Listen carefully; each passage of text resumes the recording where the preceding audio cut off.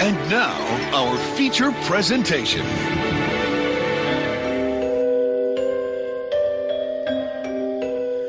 I like it spooky.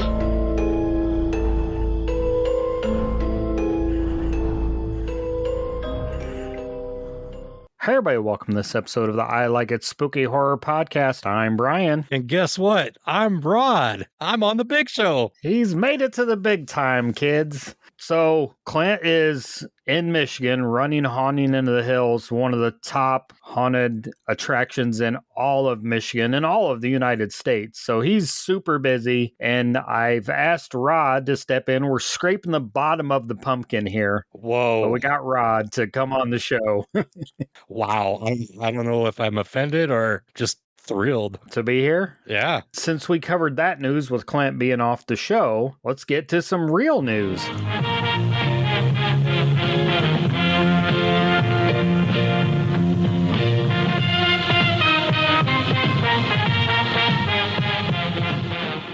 So on this episode of the I Like It Spooky Horror Podcast news, my news is from Bloody Disgusting, and it is that R.L. Stine's Pumpkinhead, a new Halloween movie, is premiering on Tubi this October. Most people know R.L. Stine. Who doesn't? I mean, if you're in the horror community, you know him from Fear Street, The Haunting Hour. God, help me out here, Rod. I don't know R.L. Stine that well. I never, because it was after my time, really. A feature adaptation of the same titled episode of this television series, The Haunting Hour, Pumpkinhead premieres on October 17th only on Tubi. So this episode drops on the 11th, so you'll have about another week until you can tune in on Tubi and watch this. It centers around a teenage Sam whose family moved to Red Haven is made worse when his brother Finn disappears and no one else remembers that he existed. I love the movie Pumpkinhead. Yeah, that's what I was thinking the whole time. So if this is like a kid's version of Pumpkinhead, one of the lines that Stine teased was, there's something rotten inside these pumpkins and it isn't pumpkin meat. Interesting. Again, I love Pumpkinhead. I see that Mondo is doing some Pumpkinhead prints maybe later in the month. Yeah, there's another Fear Street that's coming out, I believe, or on the way. Because they just had one not too long ago with the Homecoming or something like that. So, or was it Prom Queen? Yeah, Prom Queen, Killer Prom Queen. The next one of those is on the way. This sounds like it's just maybe not kid-friendly, but that middle 12, 10, 14-year-old kid that's looking in to get a horror, that would be what this would be. And I mean, some of the pictures, it looks like it's well done. The pumpkin is kind of creepy looking, almost looks like its face is burnt, or maybe the kid became the pumpkin, because you can kind of see the eye and the mouth. It looks fun, and it's definitely something that I'll check up, and it'll fit perfectly with everything that we're covering in October. Oh yeah. Yeah, maybe we'll save this for next year's October rotation if it's fun enough. Well, I've got a story from Cinemark Theaters. They have announced that there's a tumbler cup that is going to be featuring the grabber from Black Phone for the upcoming release of Black Phone 2 on October 17th.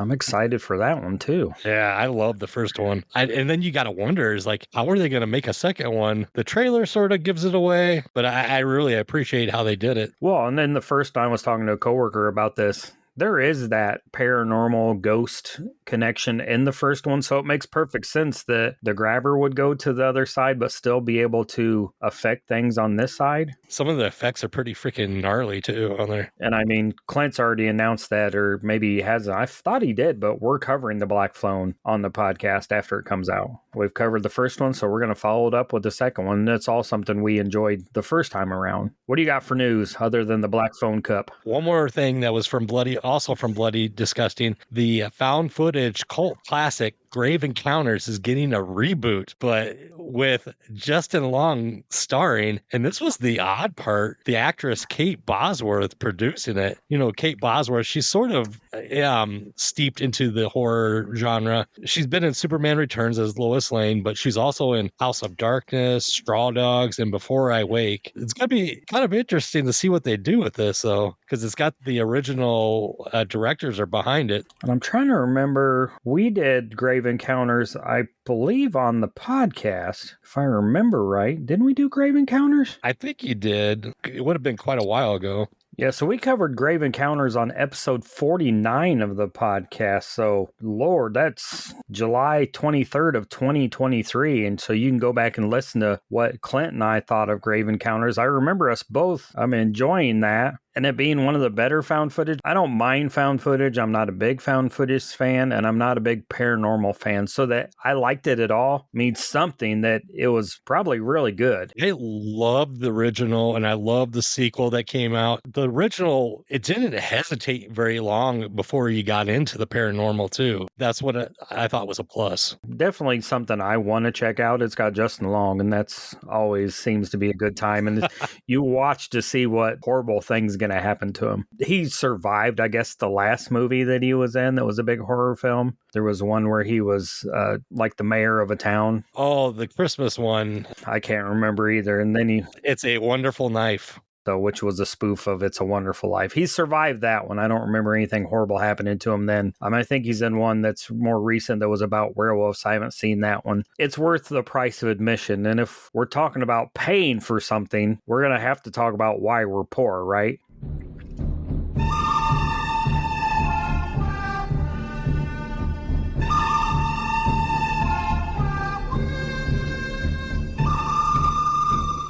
On this episode of Why Are We Poor? I'm poor because I took a trip to an antique shop and a movie store and a comic book store. So we stopped in Peoria, Illinois and checked out Two Sisters in a Warehouse, which is an antique store, thrift store. And then we stopped over at Stooges Comics, which is right in the same complex. It's actually cool. If you're in the Peoria, Illinois area or you're visiting Peoria, Illinois, you need to check out this complex. It's got Chef Mossel, which is awesome Mediterranean food. Two Sisters in a Warehouse, which is a huge thrift, craft, vintage. They have all kinds of stuff in their store. Stooges Comic Books and the Book Rack, I believe is the name of the used bookstore. They have new books, used books, all in the same complex. So you're bound to find something. And I stopped at Stooges and I found Scary Presents Monster Memories at the drive-in. It was number 130 from spring of 2023. And it's the drive-in edition. So if you look online, you can see this. It talks about the drive-in, has all kinds of old drive-in movies. I just couldn't pass it up. It just looks freaking awesome on the front, and I went through the magazine. I'm heading to Michigan to see Joe Bob Briggs, and I thought, man, that might be pretty cool to get autographed. That would be, yeah. And frame up. I grabbed that from Stooges Comics. They have all kinds of, that's not a comic book, that's a magazine, but they have comics and movies and figures and sports cards and all kinds of stuff in there. Then the next thing I picked up, this was actually from a little place in Hannah City, Illinois that we stopped at first. And these are Mulberry cups, and Mulberry is a company that does plates and cups. These are plastic, but there was 4 of them and I only wanted one, but Finley talked me in getting all of them. I will share these on the podcast, probably do short reels on them. The first one is Terror of Dracula, Bite at First Love, and it's just got a vintagey look to it. It does, yeah. And wraps around. Got that 50s, 60s kind of. Attack from Outer Space, Incredible, Unstoppable, Atomic Giant. And it kind of looks like the Iron Giant there. There's people running away with their old cars. The Mummy, 1,000 Years of Seclusion. Hey, I just want to talk. It's, a guy with an old gun and a lady running away. And then this is the one I really wanted. My Date with Swamp Thing. And it kind of looks like the creature from the Black Lagoon. Some monsters just can't take no for an answer. But they were a couple bucks each, and I figured if I get them home and I don't like them, I could put them at my booth or, pass them on to friends. So those were all super cool. And then the last thing I got this month is because I'm a Patreon of the Lost Drive-In. Not the Last Drive-In, that's Joe Bob's show on Shudder. This is the Lost Drive-In. So Joe Bob has a group of people, Darcy the mail girl, and has some assistants that help him run the Lost Drive-In. They do watch-alongs, they have a Discord, they send you all kinds of cool merch. Well, this month I got a Joe Bob keychain. And it's Joe Bob with cowboy hat on. I don't know if I'm going to use this on my keys, though, because it's so cool. I don't want to get it all scuffed up. What's it made out of? It's metal. It's pretty heavy-duty metal. Looks exactly like them, too. I just don't know if I want to scuff it up. I got that. And they send you movies and all that cool stuff. And then it came with a sticker that's got some artwork somebody did for him. Oh, yeah, that's pretty cool. It says the lost drive-in will never die. Now showing Blood, Breasts, and Beasts. It's got, some beer and stuff in the pictures. So I'll share that too on the podcast. But mostly thrifted stuff this episode. Tiffany, Finley, and I thrifted. We went to the zoo. We had a good day and found a couple cool things. What's Clint call you, the thrift? The drifter, thrifter, something like that. I don't know. So I'm sure when you listen to this, you'll be like, oh, surprise. He's bought more stuff from the thrift store, from the, used stuff. I mean, I'm sure this magazine was more than $11 when it come out. Hell, magazines nowadays are $15-20. Yeah.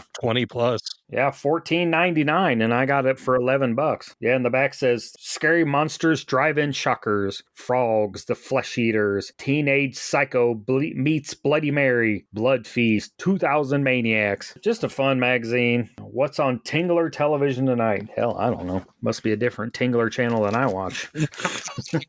We can't talk about that on here. Yeah, no, not on here. It's a family. Well, not really. Yeah, no. Anyways, so what about you? Would you buy anything? I guess I did get a couple things that I'm going to need to probably work on. I got these plaster molds that you can get at craft stores. Mainly the one I get is Michael's, and I got a giant jack-o'-lantern. So it's just a white plaster mold of a jack-o'-lantern, and it's got a light inside. So the light comes on and it looks actually kind of orange, but if you want to, you can paint these things up. And I've done this before with different kinds of plaster molds. So I got the giant jack-o'-lantern, and then I got a smaller jack-o'-lantern that has a bat on top of it. So I'm hoping to get those painted up before Halloween. What do you do with them? Keep them yourself or give them away? Or there's decoration, really, is what they are. So I guess the other reason we might be poor is because we went to Halloween-a-Palooza, and we'll talk about that more later. Yeah, we'll talk about that on the next episode because we're just getting back from Ottumwa, Iowa. Just flew back from Ottumwa, Iowa, and boy, are my arms tired. But yeah, we're just getting back from Halloween-a-Palooza when this episode drops. So the next episode, which Rod will be on that one too, if he does a good enough job. We have to put it in front of the review board. If he does a good enough job, he'll be back and we'll talk about all the cool stuff that we bought and ate and did in Halloween-a-Palooza, at Halloween-a-Palooza. Other than that, I think the only thing you've been spending money on is your showings at Cinemark, right? Yeah, I've been going to just tons of movies. Plus, in mid-October, Cinemark is going to have the part 2s of some of our favorite horror movies. Nightmare on Elm Street 2, Halloween 2, your favorite. Mm-hmm. And I thought there was one more. Oh, Friday the 13th part 2. On a June night in 1980, Friday the 13th, 12 of her friends were murdered. Why should Friday the 13th, 1981 be any different?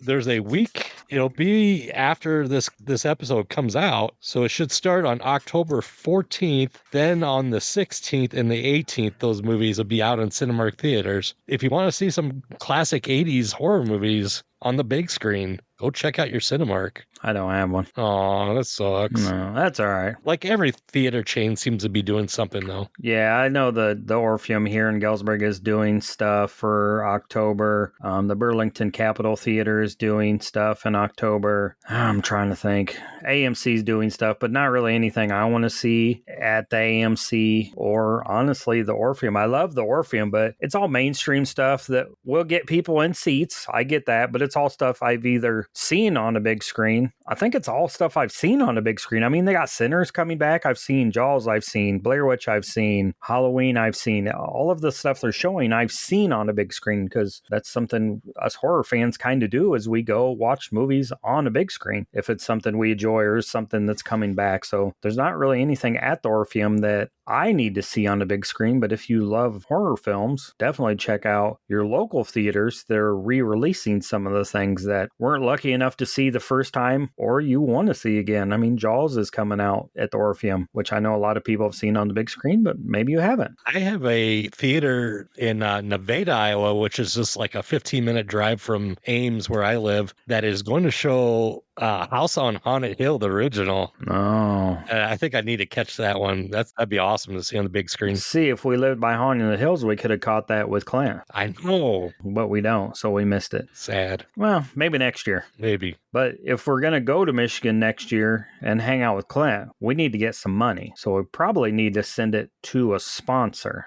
Money. No, like real money. Oh, okay. Yeah, not Playboy money, or not Playboy. Monopoly money. In the dead of night, along US 12 in Onstead, Michigan, the shadows awaken. They're waiting for you at Haunting in the Hills. Whatever you do, don't look behind you. Where fear takes 4 twisted forms. A cursed house where every room breathes terror. A decaying train car filled with souls that never escaped. A nightmare hayride into the black woods where the hills themselves seem alive. A haunted drive-thru where creatures surround your car Sunday nights from 7 to 10 for family night. The gates are open every Friday and Saturday night in October through Halloween. Fear begins at 7:30 and doesn't stop until 11:30. Find us, if you dare, at 7203 US Highway 12, Onstead, Michigan. But be warned, once you enter the hills may never let you go. So now that we've heard from our sponsor, it's time for the movie. The 2009 direct-to-DVD and Blu-ray did have a limited theatrical and festival run. They did some festivals and they did special events, but it did not get a wide release in 2009, which now blows my mind. But in hindsight, the Michael Dougherty written and directed Trick or Treat. Wait, you're supposed to keep it lit. Why? Ancient tradition? During the spookiest time of the year, there are a few guidelines all ghosts and goblins should follow. All these traditions. Putting on costumes, jack-o'-lanterns. They were started to protect us, but nowadays, no one really cares. This is the one night that the dead roam free. Freaking one of my favorites. It seems like it's a lot of people's favorite, but when I posted this originally, it was the end of September that I watched it. I watched it once and then I watched it twice for the podcast leading up to the recording. I had a couple people say, "Oh, you can't watch that in September." Not that I can't, but they don't. They feel like it's strictly a Halloween movie. And I almost said, well, that'd be like watching Jaws only in July. Right. Because it's a summer movie, or My Belated Valentine only in February. And I get it. You maybe want to save it for spooky season because this is a Halloween movie. It takes place on Halloween night. But this is all year round movie for me. It's such a great story. And what blows my mind is that Michael Dougherty, he did Krampus in 2015. He did Godzilla, King of the Monsters in 2019. And he keeps teasing the sequel for this freaking movie, and he never even gives us a hint that it's actually going to come out. I think at this point it's just a running joke that he's like, I want to see how much I can just bug people or piss people off. And maybe he's waiting for the absolute right time, the right script, the right amount of money, because it had a $12 million budget, but it only made $27,000. I found like the worldwide gross was like $1,143. Oh man, so maybe it's made 27,000 with some festival runs and then 1,000 after the fact. And then DVD sells out in after 2009, they probably just skyrocketed, but oh yeah, and I mean it's still getting release after release after release, and we'll talk about that when we get to the physical media stuff. But of course, cult following, strong home media sales. Sam's pretty much an icon of Halloween. There is merchandise out the wazoo for Sam. I have almost all of it too. And Quinn Lord is doing conventions after conventions after conventions. So he's around, but not a lot of the other cast is around. And we talked about that. I might have a Trick or Treat poster that I have signed by Rhonda because she was at a convention up in Michigan. That's pretty cool. I don't know that I've ever seen her or any. I'm sure if I looked hard enough, I'd find the other cast because some of the other cast is pretty well known. Yeah, like Anna Paquin and Brian Cox. I'll read a short synopsis if you've never seen this. And there was actually a couple people that said, I really need to watch that. I've never seen it. but it wasn't on streaming anywhere. But I think when October rolls around, it will be. So when I watched it that first time, it wasn't on streaming anywhere. I had to pull out my copy of it. Set on Halloween night in a seemingly quiet Ohio town, Trick or Treat interweaves 5 interconnected stories involving a school principal with a dark secret, a group of teenagers playing a cruel prank, a young woman searching for her first time, a bitter old man with a mysterious past, and a sinister pumpkin-headed trick-or-treater named Sam who ensures the rules of Halloween are followed or else. And it's a pretty simple, pretty easy to figure out that Sam comes from the word or the tradition of Samhain, or how a lot of people mispronounce it as Sam Hain. I believe even in Halloween, like 2, I think it was, is when you hear about that. So, and I mean, like you said, Brian Cox is the grumpy old man. Anna Paquin is Lori, the innocent one. Quinn Lord, who's Sam, who's the enforcer, who was a little kid at the time. So he doesn't really know or remember most of this movie. When he goes to conventions, I think his dad goes with him and kind of is like, oh yeah, and that. And he's grown up. I don't know that he's done a lot. I don't think so. But I would love to see him do more. You know what else happened in this movie that he was a part of besides being Sam, the little boy? Yeah, he's the little boy that's got the lollipop looking in on the girls. Yeah, that was pretty cool. And the lady's like, there's kids out here. So the first story, the last story, it's the first and the last, I guess. You don't blow out the jack-o'-lanterns before midnight on Halloween, and you don't take down decorations, right? Right, yeah, you don't take them down until the morning. The first kill is the lady that blows out the pumpkin, and she starts taking down decorations. But that's also the end of the movie, because it's a wraparound and it connects them all. Then you get the kid that takes all of the candy. And the chubby kid from Bad Santa. He takes all of the candy, and the principal ends up killing him and burying him in the backyard. But while that's happening, the grumpy neighbor is getting attacked by Sam. Right. So that's going on. And then while the girls are looking for their costumes, there's a group of young girls looking for their costumes. That would be when the principal is burying the young kid because he goes out because he has a date. And then it's all interwoven. I hate to spoil everything, but there's all these...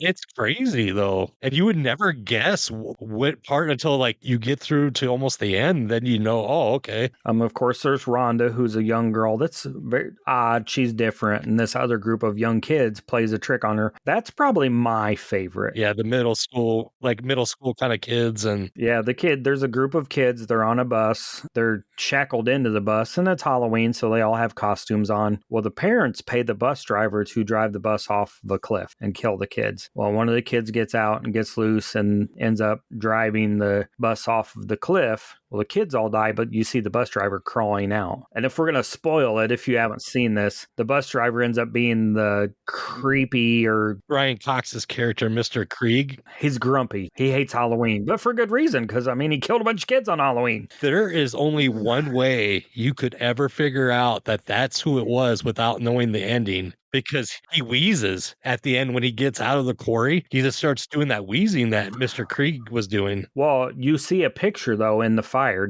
You see a picture of him, a younger person driving in that group with the kids in the picture. So he's burning those. I don't know why he waited 40 fucking years to burn them, but tonight's the night he's going to burn them. So just amazing story, amazing wraparound. I enjoyed Krampus. This is so much better than Krampus to me, but I like the lore. I like the lore of Krampus. I like the lore of this. Actually saw this was a double feature with The Legend of Boggy Creek at the 61 Drive-In, and Justin Beam put that on. And that's the night I went with my son Jack. We saw the movies, and I wrote the letter to Joe Bob that he read on the show. So it was Legend of Boggy Creek and, this movie. And I still have a t-shirt from that night that says Trick or Treat and The Legend of Boggy Creek. This is absolute horror Halloween must watch every year. Yeah, absolutely. I watched this movie before we recorded probably 4 times, and I picked up something that I had never picked up before on the girls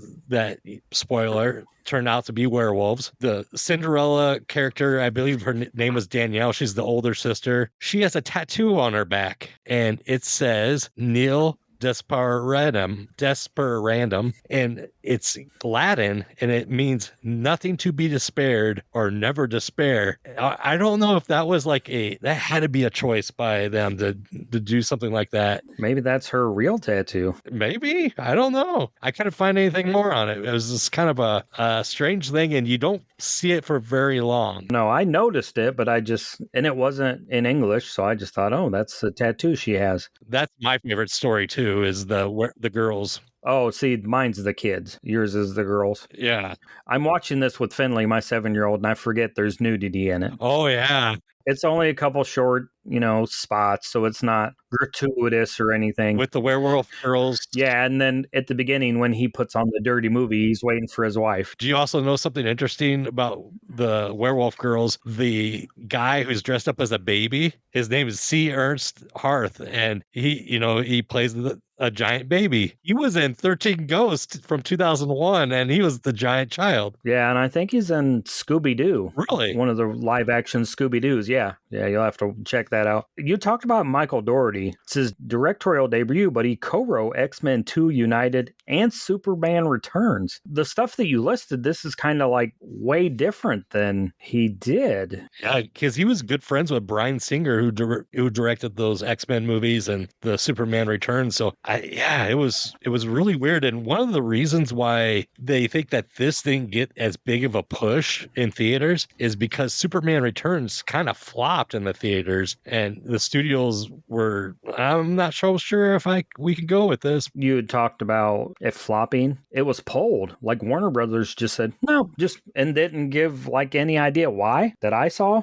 But a lot of people were like, well, it's because it's an anthology and it just wouldn't do well. But this is also the time when all the Saw movies were coming out around Halloween. Yep. So they're like, well, hell, we just got Saw. We'll just put Saw out every goddamn year and it makes hundreds of thousands of dollars. So why do we need to put this out? I don't know. I also saw that Sam, he's got little PJs on, which is cute, in the Burlex app. There's a animated short called Season's Greetings. Have you ever seen this? Yeah, on my DVD, the special features, it has the whole thing. Actually, this should be a salute the shorts, if we could find it, maybe. Is it long? Do you know? I don't believe it was very long. It's less than 5 minutes, I believe. But yeah, this is what inspired this movie, is because he did that in 1996.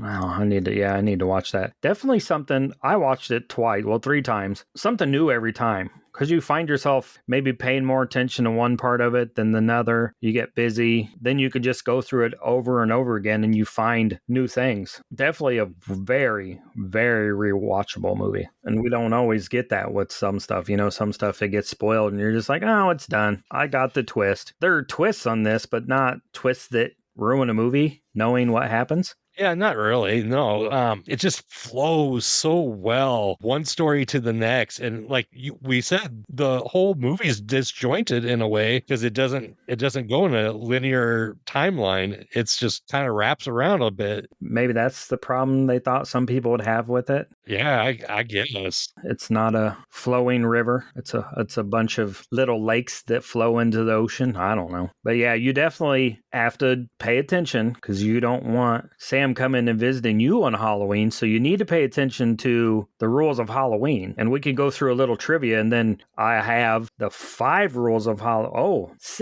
Halloween with a bonus rule that's implied. Finley asked me what the rules of Halloween were when watching. I said, well, I guess you got to watch it and find out. She also called him Sammy. Oh, there's Sammy. He's so cute. Because to her, Sam's not the bad guy. Right. All the adults are the bad people. So, because Sam doesn't kill any kids. No. Only adults. Some kids do die because they're little fuckers, but they mess with Rhonda. And don't fuck with people. So don't be an asshole and you won't die. Be good to each other. What else do you have for trivia? They had to make up their own names for candy bars, and the Heidi Ho bar actually have that prop like from Spirit Halloween where you take off the lid kind of part and then the knife's in there, and that's what Sam cuts Mr. Krieg's ankles with and everything. It's just, he had to make up some names because Snickers wasn't going to allow that in the movie, putting like razor blades in candy. Yeah, that's going to be a good. I saw that it was filmed in Vancouver, Vancouver, even though it took place in a town in Ohio. That's interesting. Probably cheaper to film in Vancouver.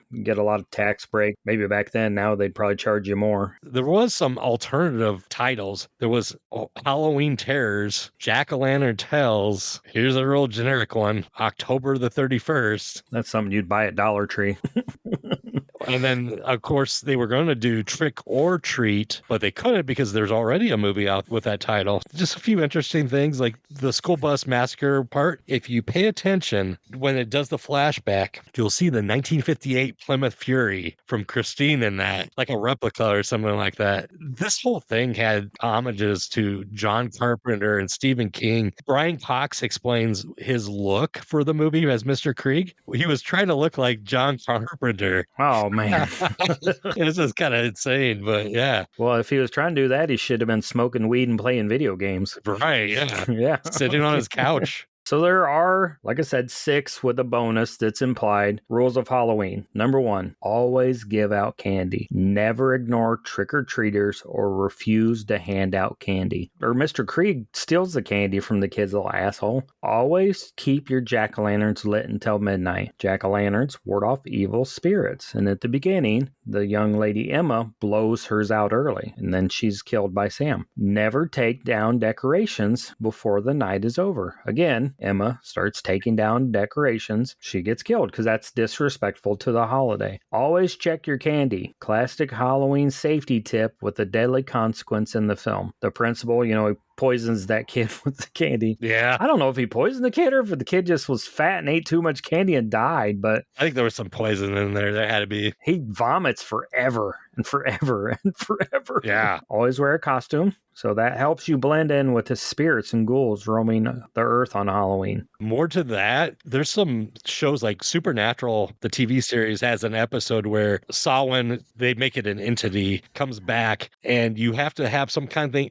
covering your face, and they like put blood on their face, and that deters the spirits. Respect the dead. Halloween is a night when the boundary between the living and dead is thin. And that's the group of kids that mock by playing the prank on Rhonda. They are killed. And then the bonus rule that's implied, don't break the Halloween spirit. So Sam is the Halloween spirit. And if you diminish or mock the holiday, Sam is going to punish you. As he should. So those are your rules. Yeah, as he should. So those are your rules of Halloween. So you have to follow those. If you don't, Sam or someone's going to get you. Because it's not always Sam. Other than the lady at the beginning, does Sam kill anybody? Besides attacking Mr. Krieg, that's about it. But he just, at the end, he stabs the candy bar and leaves, and then the kids show up. Sam kills one person in this. Everybody else is killed by their own accord or by being a shitty person for the most part, right? Or the dead children coming back.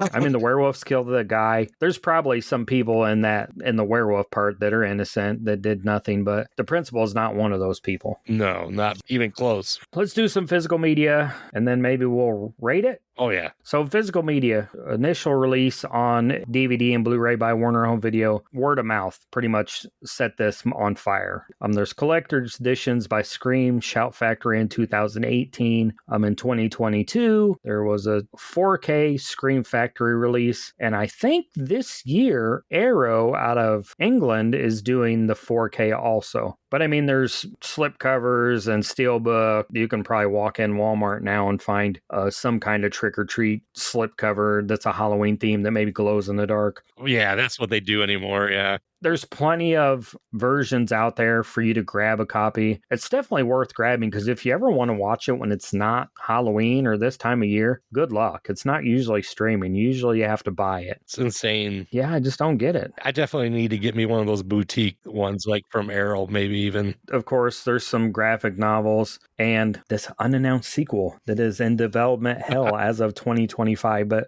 is it? Isn't it? Damn. I just feel like you have to do it right. But when you do, it's going to make money. Oh, absolutely. There's no way it cannot make money. It's kind of like the Friday the 13th thing. People are just waiting and waiting and waiting on something new so they can just eat it up. And there's just been nothing around. We'll see. What do you think? Should we rate it? Yeah, we can do some rating. Rate it. Let's rate it. You want to go first? Or you want me to go first? You go first. Let's see. I'm going to give this a 9 out of 10 shitty bus drivers. He couldn't have got that much money, right? No way. Murder these 6. And he's an asshole. He gives them candy before he drives the bus off.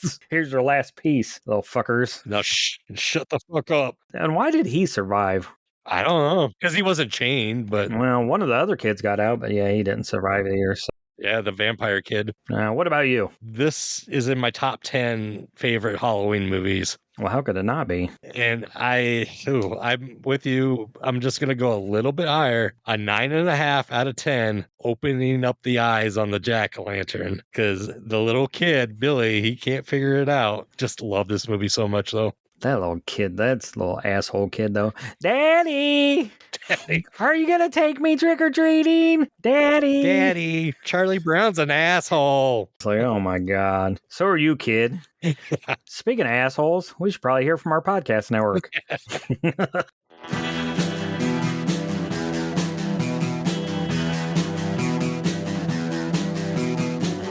You're listening to the Prescribed Films Podcast Network, home to hundreds of hours of free podcast entertainment. The shows on this network all have a common goal, providing you with the best discussions about movies and other forms of entertainment media. The PFPN hopes to fill your earholes with audio joy. Visit our website with links to all the other amazing shows at www.thepfpn.com. Thanks for listening.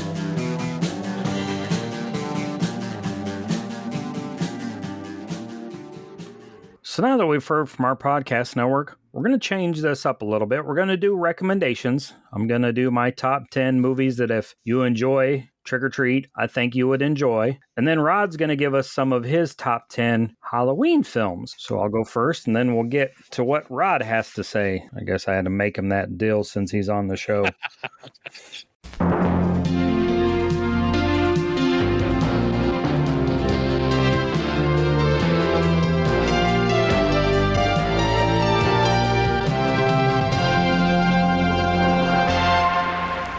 So my first one, Krampus from 2015. A boy loses faith in Christmas and summons the demonic anti-Santa Krampus. Great movie. One of my favorite Christmas ones. From 2019, Haunt. Oh, yeah. Friends enter an extreme haunted house on Halloween and then realize it's real. Kind of ruined the movie there if you've never seen it. But from 1988, Night of the Demons. Oh, yeah. Teens party a haunted funeral home on Halloween and waken evil spirits. Fucking love that movie. I mean, it's one of Clint's favorites, and it's a classic. And it's Linnea Quigley. From 1993, Body Bags. John Carpenter and Tobe Hooper bring 3 tales of horror from a morgue. It's a pretty good one. That's kind of one that's not on a lot of people's radar. I think it floated around a while without a legitimate DVD release until Shout Factory put it out a couple years ago. Yeah, I don't know if it originally aired like HBO or something, because I don't know if it really had a theatrical release. I can't imagine that it did. From 1945, Dead of Night. A man experiences several eerie tales during a stay in a country house. Not seen it. From 2015, Southbound. 5 linked horror stories set on a desolate stretch of highway. So some of these are going to be Halloween. Some are going to be ones that are anthologies or have several stories that go into it. From 2018, Goosebumps 2, Haunted Halloween. Decorations come to life thanks to a cursed R.L. Stine manuscript. From 2019, Scary Stories to Tell in the Dark. A group of teens discover a haunted book that writes their fates in terrifying tales. Most of us grew up reading these books and the poems, so it's an interesting watch.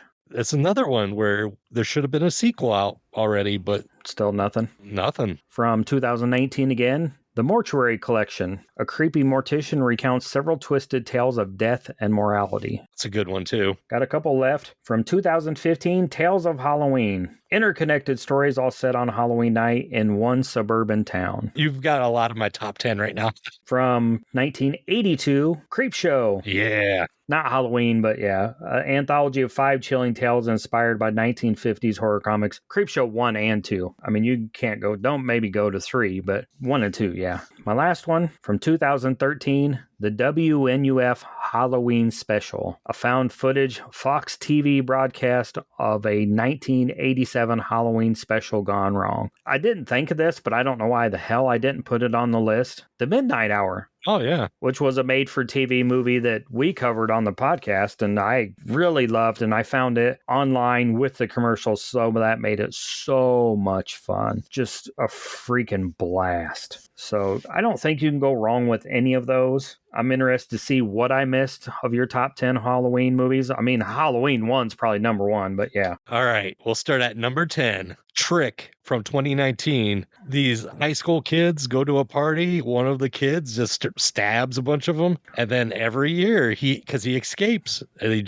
there's a stabbing with a different Halloween mask on. It's an underrated one that I just love. Number 9. This is the only sequel I have in here. Halloween 4, The Return of Michael Myers from 88. And the major reason is Danielle Harris, Kathleen Kinmont. Kathleen Kinmont was the first actress I've ever met, like at a horror convention. So it was a lot of nostalgia. Number 8, you already mentioned, Tales of Halloween, the anthology. Just one of my favorite anthology holiday movies. Number 7, Terrifier from 2016, the first one, just because of how gritty and how brutal that movie was. Number 6, Dark Harvest from 2023. I wish I would have saw that sooner when you kept mentioning that to telling everybody to watch it. And then number 5, you mentioned Haunt from 2019. It's just a great movie, written, directed by some Iowa boys that just know horror. Number 4, Hell House LLC from 2015. I just love that whole series. It has a lot of diminishing returns, but I just don't care. And then we get to number 3, the movie we just talked about, Trick or Treat. One of my favorites. And this one kind of bounces between 3 and 2 because number 2, Night of the Demons, 1988, you already mentioned. It's just those two movies I love so much. Come on, let's hang out.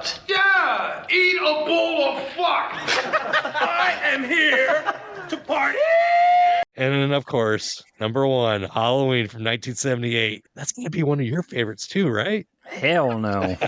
What the fuck is going on here? That's not one of my favorites. I like part 2 better. Actually, and I don't even care that part 3 is part of this series because that's what John Carpenter wanted to do originally, was have each story be different. And he made so much money with the first Halloween, they forced him to do a second one. Or maybe they didn't force him, but they said, John, think of all the weed you can smoke and all the games you could play if you make another movie and make way more money. All the Atari. You could play Coleco. It's kind of hard to turn down that kind of money, but the third one is what they wanted to do. It would have been so much interesting stuff that could have happened. Yeah, I enjoyed the third one. I don't care that it's not Michael. And I'm trying to think if I have a favorite Halloween movie. I don't know that I do. I kind of feel like when you're in the horror community so deep like we are, I feel like we're pretty deep into it. I mean, there's people that are way deeper than us. I don't tend to put stuff in categories like horror or Halloween or stuff. I just enjoy them. And Halloween's almost overwhelming for me because I have so much going on. It's like being Santa at Christmas time. You prepare all year round, all year for this one night or this 1 month, and then it's over and you're like, oh, I can breathe. It's just never over for me though.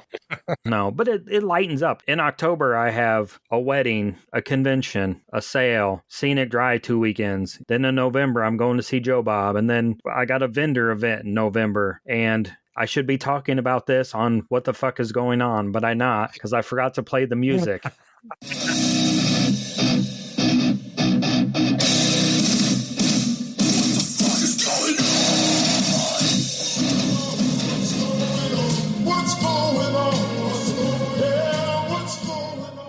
So like I said earlier in the show, you can go to any myriad of websites. You can go to the Capitol Theater of Burlington, Iowa, see what they got showing in October. You can go to the Orpheum Theater in Galesburg, Illinois, and see what's going on in October. You can go to Haunting in the Hills and see what Clint's up to and see the hours for the haunt. But one of the things I'm really looking forward to in October is the Shock Party Throwback Horror Marathon, and this is Friday, October 24th. So you'd have a couple weeks still to plan for this, starting at 8 p.m., sponsored by the Valley Monster Pub, Burlington by the Book, and the Somme. Back in 1977, the Capitol Theater hosted a big movie Shock Party, an all-night horror movie marathon that thrilled and chilled Burlington audiences. 55 years later, they're bringing it back to the big screen with not one, not two, but 3 wild, weird horror tales. You ready for this lineup? Horrors of the Black Museum, Burn Witch Burn, and The Pit and the Pendulum starring Vincent Price.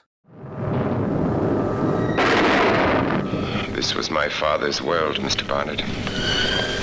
The shrieking of mutilated victims became the music of his life. The blood of 1,000 men and women was spilled within these walls. Limbs twisted and broken, flesh burned black. Free coffee and donuts for all those who are still there after this second. And the event kicks off at 8 p.m. with the horror short Love Knocks Twice, written and directed by Louis Ryan and Jocelyn Backus. I think is how you say her last name. That just sounds like a freaking blast. You had me at donuts. I believe it's $25 for a ticket. I should have looked at the ticket prices. Oh, $15 for a ticket. So you get drinks, you get donuts and coffee. It's a great lineup of older horror movies. I don't know that I've ever seen any of them that I can remember. I'm almost certain I've seen The Pit and the Pendulum, but I just want to go hang out the Friday before Halloween and have a friggin' great time. Most people are going to be watching the Rocky Horror. I want to see these 3 movies, and I can't imagine they're super long. It's maybe, 4 hours for all of them because they're older movies, so they're not going to be like 2 hour long. Oh, yeah. It can't be that long, no. If you have a way to get to Burlington and check this out, this is definitely something you need to come and do. And of course, I have a wedding the next day and so on and so forth. And we're just getting back out Halloween-a-Palooza. I got a vendor event in November, blah, blah, blah, blah, blah. I would highlight the Joe Bob thing at the Historic Hall Theater, but it's sold out 2 days. So they don't need to sell any more tickets. Oh, wow. Both of those shows sold out in less than 24 hours of being posted. So I don't know what you have going on, but I don't have a whole lot going on. Basically, usually in October, Halloween-a-Palooza is about the only thing I really have big, besides going to see some old movies that part 2s. That's about it. Because this episode will drop October 12th. We're just getting back from Halloween-a-Palooza. Oh, I think the 18th we have a family birthday Halloween party that we dress up for. And then, that next Friday would be the thing at the Capitol. I think it's on that Friday. And then Saturday we have a wedding on the rooftop at the Last Picture House. My buddy Garth Jacobson, who's a member of the Mutant Fam, is getting married on the rooftop of the Last Picture House. Tiffany and Finley are off for a week, I think that week before for fall break, as I go to work every damn day. And then that next Friday is Halloween. I guess I got one thing. I got a friend, she's throwing a Halloween party in Ottumwa. Oh, okay. I have not been to a Halloween party in over 10 years easily. It's been a long time. I mean, we got Tree Street in Galesburg. There's just so much going on. It's hard to pick and choose. There's a haunted house in Galesburg that's starting up this year that's going to have vendors. I'd absolutely love to get up and go through the haunted house that Clint puts on again. I'm going to be there the week after the haunt finishes, to hang out with my friend Kathy and spend the weekend at the Historic Hall Theater with the family. I need to get my ass in Michigan. It's beautiful, especially this time of year. When we went 1 year in the summer. We went to the beach one day. We went to the mall one day. We had a great time, and it was beautiful in the area. Clinton's beautiful. There's a little restaurant that we love to eat that will probably give you a heart attack if you ate there more than once a week. We just have so much fun when we go to Michigan, and Finley is just a freaking blast, and Rebecca and Clint love seeing her. It's like seeing an old friend that I've known for 100 years, and I've become friends with Rebecca, and I've met her kids, and I know Clint's kids, and I know Rebecca's brother, Rob. So it's almost like I have family in Michigan. I go there and I see Leah that was on the podcast. I see that she's getting ready for haunt season. People put up, don't bother me until haunt season's over. Don't call because I won't answer. I just love going to Michigan. So I'm excited to go. Yeah, I think that's, of all the things I have going on, I think that's it. That's everything. And you have movies at the Cinemark and a Halloween party. You want to trade? I got to find a wedding gift. I got to find a birthday present. I'm hanging out with Garth on the Last Picture House. We're going to see Monty Python on Holy Grail on the rooftop. He bought some coconuts that we can clap together, ride down the sidewalk. Wow. We don't get to do the trip to Vegas this year because they're not having the Jamboree. They're doing something in Dallas. That's down in Texas where Joe Bob lives, I believe. So I get to hang out with him and clap coconuts together at the Last Picture House in Davenport instead. Should be fun. We always have fun together. I don't know. I'm just excited for everybody to have a great October. It's that time of year, kids. It's the most wonderful time of the year. Miss you, Clint. He'll be back soon. Hopefully he's selling out and that line's out to the damn street and he's just swimming in piles of money. You think? Probably. I think he's having fun either way, wielding a chainsaw and chasing people around. He probably wants to chase me around with a chainsaw, a real one. Well, most of us do. What do you think this is all about? You think this is a fucking costume? This is a way of life.